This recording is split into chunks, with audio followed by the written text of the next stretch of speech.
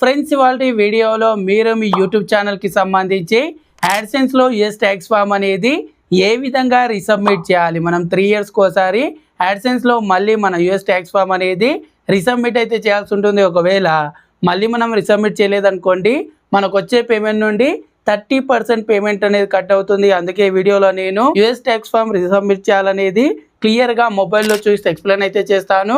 సిస్టంలో చేసే వాళ్ళు సేమ్ ప్రాసెస్ ఉంటుంది, యాజ్ ఇట్ ఈస్గా మీరు చేసుకోవచ్చు. ముందుగా ఇక్కడ మీరు మీ మొబైల్లో క్రోమ్ బ్రౌజర్ అనేది ఓపెన్ చేయండి. ఓపెన్ చేసి ఏదైతే యాడ్సెన్స్ అకౌంట్ అనేది క్రియేట్ చేశారో అదే మెయిల్ ఐడితో ముందుగా లాగిన్ అవ్వండి. లాగిన్ అయిన తర్వాత ఇక్కడ ఏదైతే సైన్ ఇన్ ఆప్షన్ ఉంది కదా దాని మీద క్లిక్ చేయండి. దాని మీద క్లిక్ చేయగానే డైరెక్ట్గా ఇక్కడ మీకు యాడ్సెన్స్ అకౌంట్ అనేది ఓపెన్ అవుతుంది. ఇక్కడ ఈ విధంగా నేను చెప్పాను కదా 3 ఇయర్స్ కోసం సబ్మిట్ చేయనట్టయితే మనకి ఈ విధంగా పేమెంట్కి సంబంధించి యాక్షన్ రిక్వైర్డ్ అని చూపించడం అయితే జరుగుతుంది. ఇక్కడ ఏదైతే గో టు పేమెంట్స్ అని ఉంది కదా దాని మీద క్లిక్ చేయగానే ఇక్కడ ఏదైతే your tax info expire on December 31, 2025 every year ఈ విధంగా ఇప్పుడు నేను 2022లో సబ్మిట్ చేశాను కాబట్టి 2025లో ఈ విధంగా చూపిస్తుంది. మళ్ళీ 3 ఇయర్స్ తర్వాత నేను ఈ ఛానల్కి సంబంధించి మళ్ళీ రీసబ్మిట్ అయితే చేయాల్సి ఉంటుంది. ఇక్కడ కిందికి స్క్రోల్ చేసినట్టయితే లాస్ట్లో ఏదైతే మన యాడ్సెన్స్ అకౌంట్కి సంబంధించి మేనేజ్ సెట్టింగ్స్ అని అయితే ఉంటుందో దాని మీద క్లిక్ చేయండి. దాని మీద క్లిక్ చేయగానే పేమెంట్ ఇన్ఫో వస్తుంది. ఇక్కడ కిందికి స్క్రోల్ చేసినట్టయితే ఇక్కడ మనకి ఏదైతే యూఎస్ ట్యాక్స్ ఫామ్కి సంబంధించి ఇక్కడ చూపిస్తుంది కదా దాని పక్కన ఏదైతే మనకి ఎడిట్ ఆప్షన్ పెన్సిల్ ఐకాన్ అయితే ఉంటుందో దాని మీద క్లిక్ చేయండి. దాని మీద క్లిక్ చేయగానే ఈ విధంగా ఓపెన్ అవుతుంది.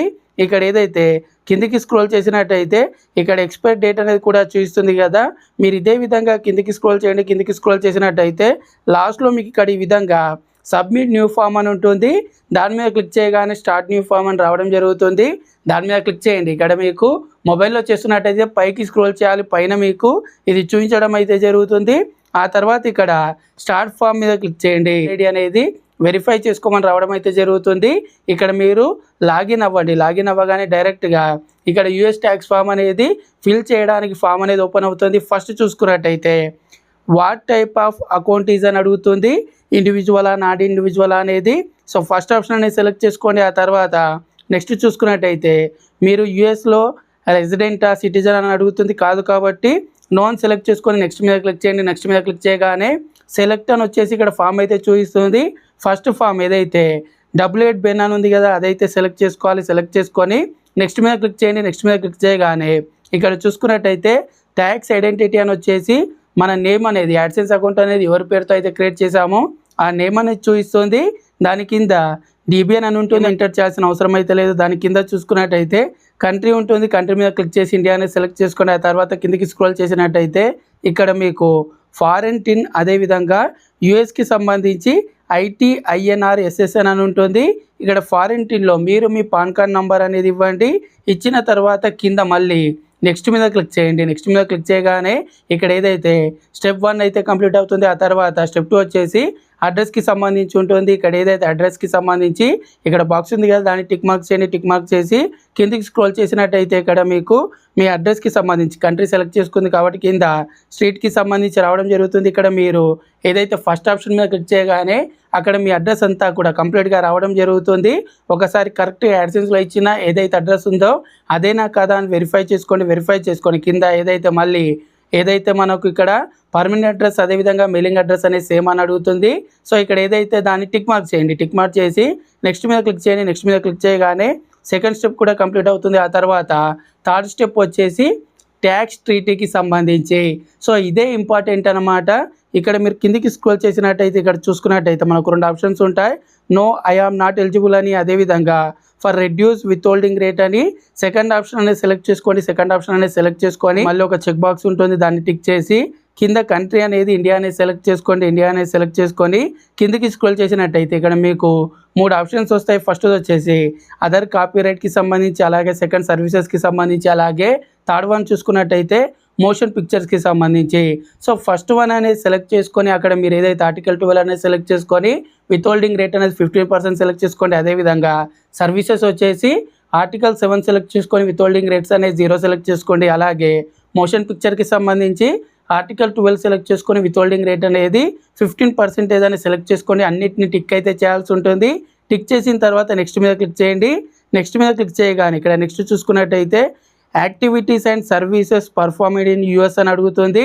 సో మీరు ఏమైనా అక్కడ యాక్టివిటీస్ పర్ఫామ్ చేస్తారంటే లేదు కాబట్టి ఏదైతే కింద ఎస్ఆర్ నో అని ఉంది కదా, నో మీద క్లిక్ చేసి మళ్ళీ కింద అయితే చెక్ బాక్స్ ఉంటుందో చెక్ బాక్స్ మీద టిక్ చేసి మళ్ళీ కింద నెక్స్ట్ మీద క్లిక్ చేయండి. సో నెక్స్ట్ మీద క్లిక్ చేసిన తర్వాత 5th స్టెప్ వచ్చేసి ట్యాక్స్ రిపోర్టింగ్కి సంబంధించి పేపర్లెస్సా పేపర్ అని అడుగుతుంది. ఇక్కడ ఫస్ట్ ఆప్షన్ గో పేపర్లెస్ అని ఉంటుంది కదా, దాన్ని టిక్ చేసుకొని నెక్స్ట్ మీద క్లిక్ చేయండి. నెక్స్ట్ మీద క్లిక్ చేసిన తర్వాత డాక్యుమెంట్ ప్రివ్యూ అనేది మీకు ఇక్కడ చూపించడం జరుగుతుంది. సో దాని కింద కన్ఫర్మేషన్కి సంబంధించి మళ్ళీ ఒక చెక్ బాక్స్ అనేది టిక్ అయితే చేయాల్సి ఉంటుంది. చెక్ బాక్స్ అనేది టిక్ చేసి నెక్స్ట్ మీద క్లిక్ చేయండి. ఆ తర్వాత మళ్ళీ మీకు ఇక్కడ ఇంకో చెక్ బాక్స్ అనేది సర్టిఫై అని ఈ విధంగా చూపించడం అయితే జరుగుతుంది. దాన్ని టిక్ చేయండి. టిక్ చేసిన తర్వాత కింద చూసుకున్నట్టయితే యువర్ సైన్కి సంబంధించి మీ సైన్కి సంబంధించి ఇక 2 ఆప్షన్స్ ఉంటాయి. Yes I am the beneficial owner అని ఉంటుంది, నో ఐ ఆమ్ నాట్ అని ఉంటుంది. ఇక్కడ ఫస్ట్ ఆప్షన్ ఎస్ అనేది సెలెక్ట్ చేసుకోండి. సెలెక్ట్ చేసుకొని కింద ఫైనల్గా మీరు ఫామ్ అనేది సబ్మిట్ చేసినట్టయితే సో నిదానంగా చేయండి. నేను కొంత స్పీడ్గా చెప్తున్నా సరే మీకు అక్కడ ఏమి ఉండదు, జస్ట్ మీరు 1 by 1 స్టెప్ అనేది కంప్లీట్ చేయాల్సి ఉంటుంది. కంప్లీట్ చేయగానే ఇక్కడ ఈ విధంగా ఏదైతే మీ యూఎస్ ట్యాక్స్ ఫామ్కి సంబంధించి యాక్సెప్ట్ అయితే అవ్వడం అయితే జరుగుతుంది. ఇక్కడ చూడొచ్చు ఎక్స్పైర్ డేట్ అనేది మళ్ళీ 3 yearsకి అయితే ఫార్వర్డ్ అయితే అవ్వడం అయితే జరుగుతుంది.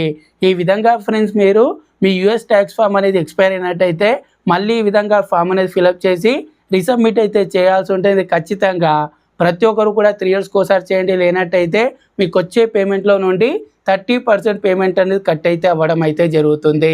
ఈ వీడియో అనేది మీకు యూస్ఫుల్గా అనిపిస్తే తప్పకుండా లైక్ చేయండి. అలాగే ఛానల్ ఇంకా సబ్స్క్రైబ్ చేసుకున్నట్టయితే యూట్యూబ్ రిలేటెడ్గా ఎటువంటి ఇన్ఫర్మేషన్ కోసమైనా సరే మన ఛానల్ని తప్పకుండా సబ్స్క్రైబ్ చేసుకోండి. నెక్స్ట్ వీడియోలో కలుద్దాం. Thanks for watching.